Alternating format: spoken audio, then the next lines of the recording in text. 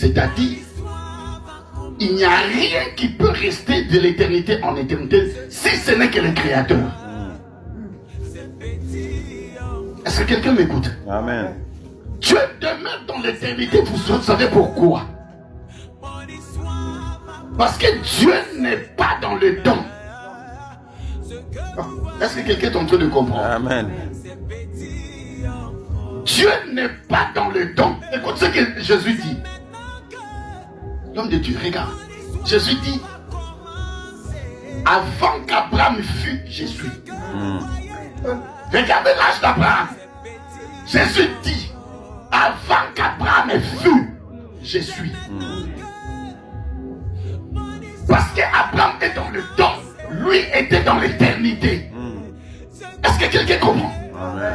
Le problème qui dérange le peuple de Dieu, c'est que nous n'arrivons pas à faire la distinction entre le temps de l'homme et le temps de Dieu. Nous sommes en train de vivre le temps qu'on appelle Chronos. Le calendrier, la montre se trouve dans le Chronos. Ça, c'est les temps fixés par l'homme. Je sais que j'ai 56 ans parce qu'on m'a dit, on m'a donné la date de ma naissance par rapport à cela jusqu'à aujourd'hui. J'ai dit j'ai 56 ans. Est-ce que quelqu'un est en train de m'écouter? Amen. Parce qu'on me l'a dit.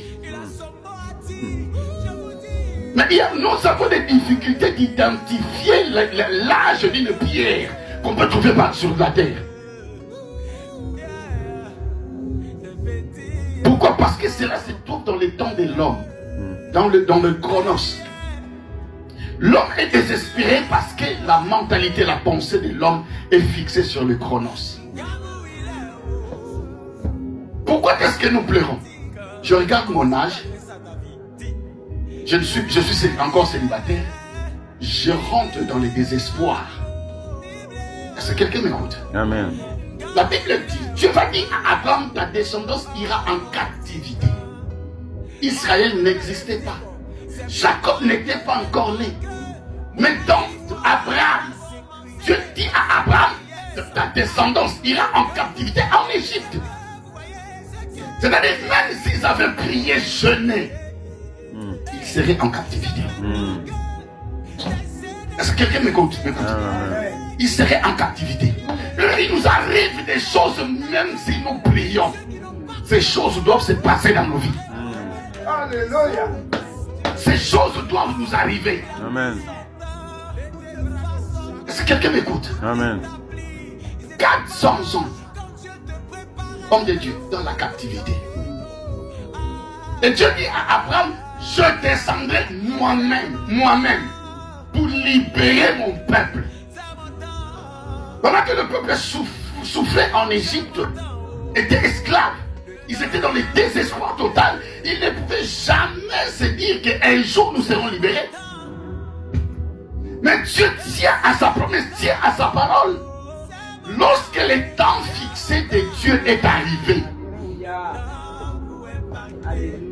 Oh non, est-ce que quelqu'un est en train de Amen. Amen.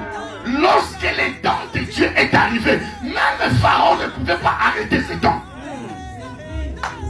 Est-ce que quelqu'un m'écoute?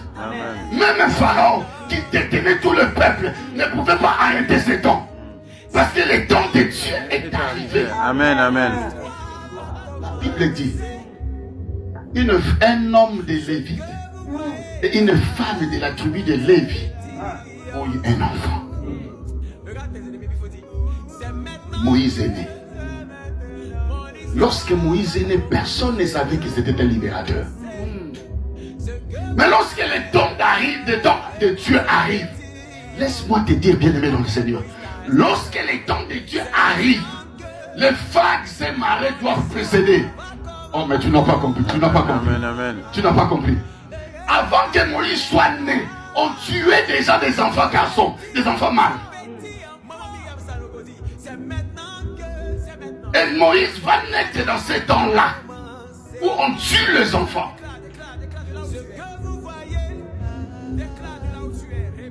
Et malgré qu'on tuait les enfants, loin de l'éternel, c'est lui que Dieu a choisi dans son temps, ne meurt jamais. On ne meurt jamais. Si Dieu t'a choisi dans son temps, quel que soit les temps des hommes, quel que soit les temps temps fixé par l'homme, il ne pourrait jamais toucher à ta vie. La Bible dit, même sa mère ne pouvait plus garder son fils. Il a dit, qu'est-ce qu'il faut que je fasse? Il a pris le petit enfant. Il a fait un corbeil. Il a placé l'enfant. Il l'a laissé dans le zoo. Bien aimé, un bébé, un enfant. Et nous savons que dans le zoo, il y a des vagues et marées. Il y a des tourbillons. Est-ce que cette maman n'avait pas peur de toutes ces choses? Elle ne savait pas qu'elle